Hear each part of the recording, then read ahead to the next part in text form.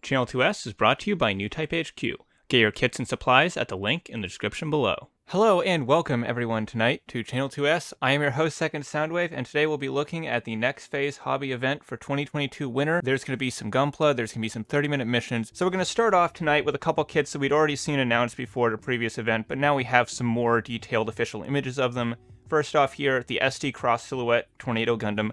This is a doubly cool kit for me because not only do I really like the Tornado Gundam and always wanted to see a proper model of it, but this also confirms that high-grade Cross Silhouette is not dead, and Bandai was just ignoring it for a very, very long period of time. This is one of my favorite iterations of SD Gundam. I don't think SD has ever been better than this, and it would be really hard to top it in the future. MGSD, that's cool and all, but I really have been enjoying these Cross Silhouette kits, so I'm glad the line's not completely been ignored. As for the Tornado Gundam itself, it's a really unique looking design. I like this Gundam a lot. Now sure, specs-wise it is kinda trash in the G-Generation games, but as a design it is really cool. As is the case with all the Cross Silhouettes, we have two different frame versions. You can use the SD frame or the Cross Silhouette frame.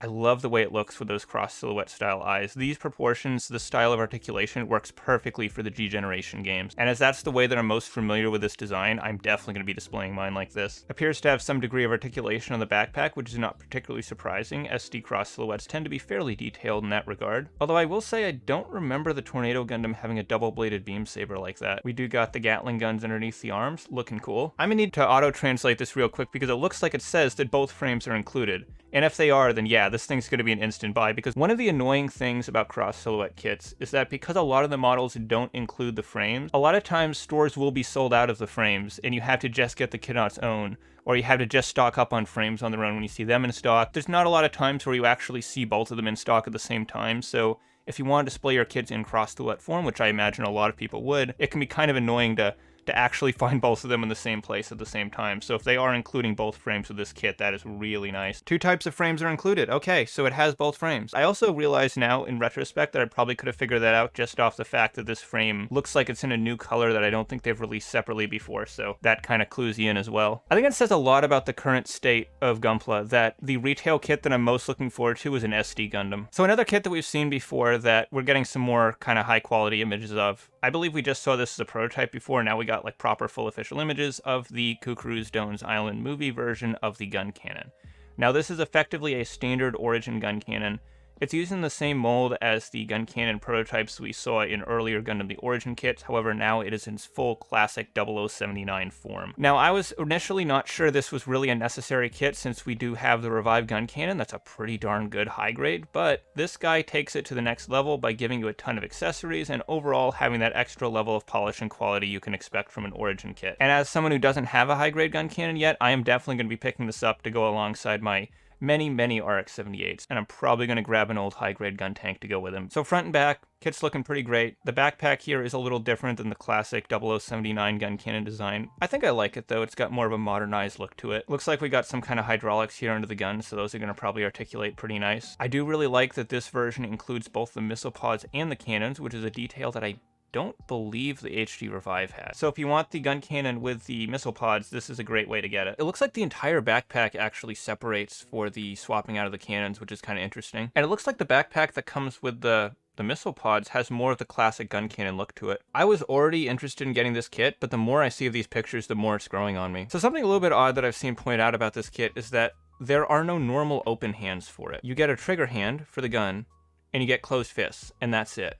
And in true Origin fashion, he does have real grade style markings. These are not water slides, they're just regular peel and stick decals, because this is a retail kit, and retail kits generally do not include water slides. When it comes to articulation, this kit looks pretty great, but I don't know if that's a huge selling point for it because the Revive had really good articulation as well, so I think the overall detail and the accessories this kit includes are much more of a selling point for it than the articulation. With that said though, it does look like a pretty nice kit. So the primary topic of the Gunpla section of the Next Phase project this year was Witch from Mercury. Pretty much everything new we got Gundam-wise was from Witch from Mercury, so if you like Witch from Mercury and you've been enjoying the designs in this show, it's going to be a very good time for you, and if you aren't, then there's probably not going to be a whole lot here for you. Starting off, we have the Zowart Heavy, heavy. I believe this was one of the mecha we see in the Earth Protest. The Zowort is an interesting design. I think this looks a little bit better than the normal Zowort, but I'm still not 100% sold on it. It has a bit of an Armored Core feel, which makes sense because as far as I know, these have the same designer, but the extra accessories and the new shoulders aren't quite enough to sell me on it. Also, it kind of annoys me that the extra magazines that he has don't even remotely match the magazines in his gun, unless this is supposed to be some sort of holder that has the magazine inside of it. Then we have the Delancey Soul. This is another suit we see in the Earth Protest scene. I'm a little bit surprised we're actually getting this at retail. It's kind of a blink and you'll miss it style variant, so I was not expecting to see it in the model line, so maybe we'll see more of this in future episodes, who knows. It's pretty much like a riot control version of the Delancey. It's got a little tactical visor up here on the top and some big riot shields on the shoulders. Ooh, those purple thrusters look kind of nice, and the way they're molded almost makes it look like they're color separated. Looking at the way this kit is designed and the way they're showing it in these pictures, I think those purple thrusters on the back are actually fully separated, so that's pretty cool. I like how it looks from the back because the purple kind of breaks up the black and navy a bit. It would be nice if some of those purple accents carried over to the front as well. Maybe a little bit of purple on the kneecaps, around those round bits on the feet. Maybe if these bits on the top of the chest were that same purple color. With everything we've seen from Witcher Mercury so far, I'm kind of liking the grunts a lot more than I like the actual Gundams themselves. So this is the Hindri Sturm. It's a cool variant.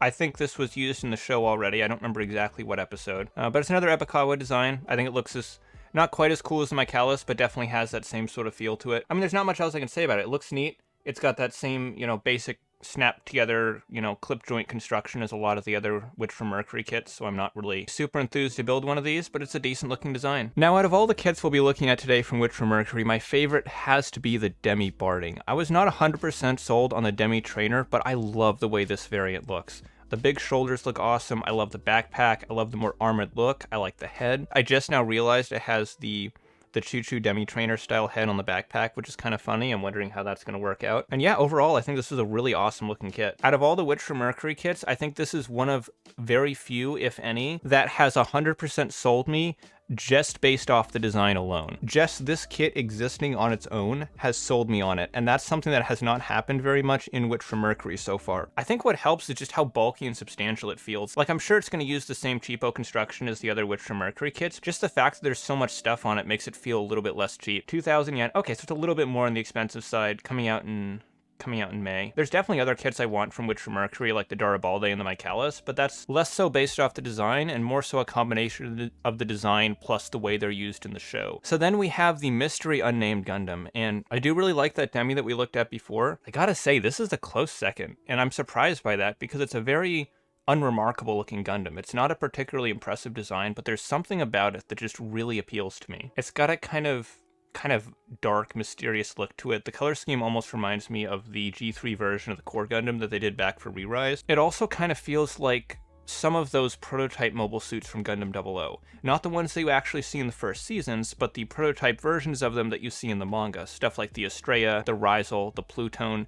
It kind of has that same sort of feel to them, and I think that's what's so compelling about this kit to me. Now, we don't know what the name of this is going to be, we don't know who's going to be piloting it, but overall, I think it's a pretty interesting looking design, and depending on how it turns out in the show, I might have to pick one of these up. It could be derived from one of the Friths, and in fact, that's entirely possible that that's why they're hiding the name of it, because maybe the name of it would give away what it's based off of, and that could be considered a spoiler for the show. So then we have the Gundam Schwarzette. Now, I've seen a lot of speculation about this being Guel's new Gundam, and it's possible, but I don't know, I don't see it. If he was going to get his own Gundam, I'd rather it have a brighter color scheme than this. He's a very flashy, flamboyant guy, and I don't know if this would really suit him. Unless he just goes full Char and gets some kind of cool mask and gets all dark and mysterious, I don't know if this would really fit the character. I think the base body itself looks fine. It looks a bit too IBO in some regards. I think this is very obviously being designed by Ippei. That's not really a surprise, but I think it feels a little too derivative from IBO. It has that kind of Gundam Vol or Gundam Asmodeus kind of look to it. And I'm not just talking about the color scheme, I'm talking about the shape of the parts, the way the overall body looks. It looks like it could very easily be mistaken for an Iron-Blooded Orphans kit. Not a huge fan of that, but it's a very minor issue ultimately. I will say though, something I'm definitely not a fan of is his giant popsicle sword. Big broad handle,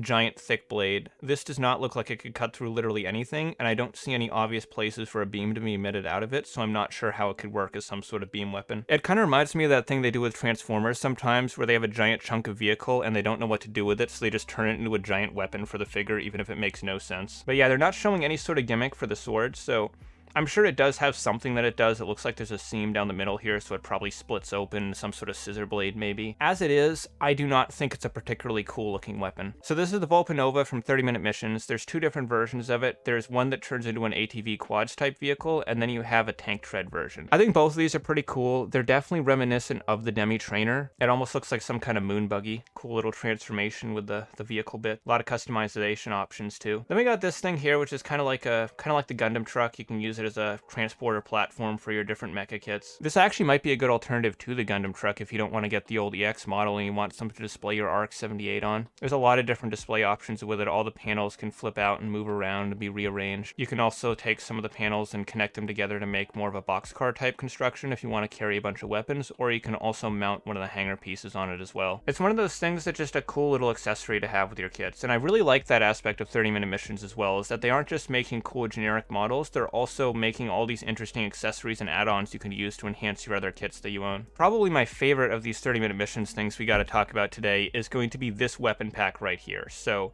the whole point of this pack is to basically give you as many cool effect parts for your weapons as possible. So we got a scimitar blade, we got a hooked blade, we got a katana blade, and then this big transforming sword in the middle. You also get some cool energy tanks you can plug onto your other weapons, and opaque gray versions of all of these pieces. Here you can see some different ways that you can attach the energy tanks to your other models and weapons, and here you can see the transformation for the sword, which isn't so much a transformation as it is just kind of everything expanding outwards. I still think this is a really cool set though. I would love to see this get released in more colors so we get some different options for the effect parts, maybe some clear red, some clear yellow, some clear orange. There's a lot of potential with this set. I'm definitely going to have to pick one of these up because I would love to arm up some of my other kits with these parts. And then we have this set here. This is probably our 1400th different hand set we've gotten from Bandai.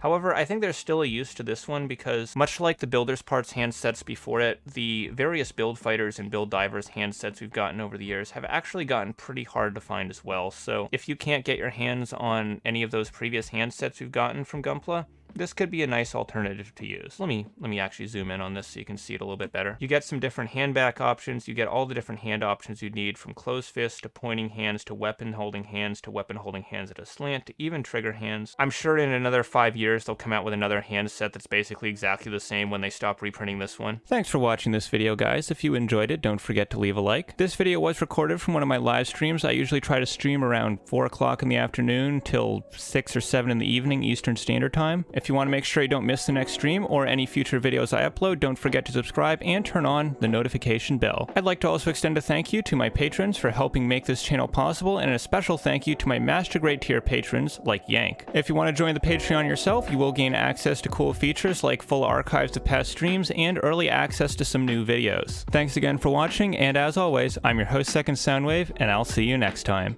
Take care, guys.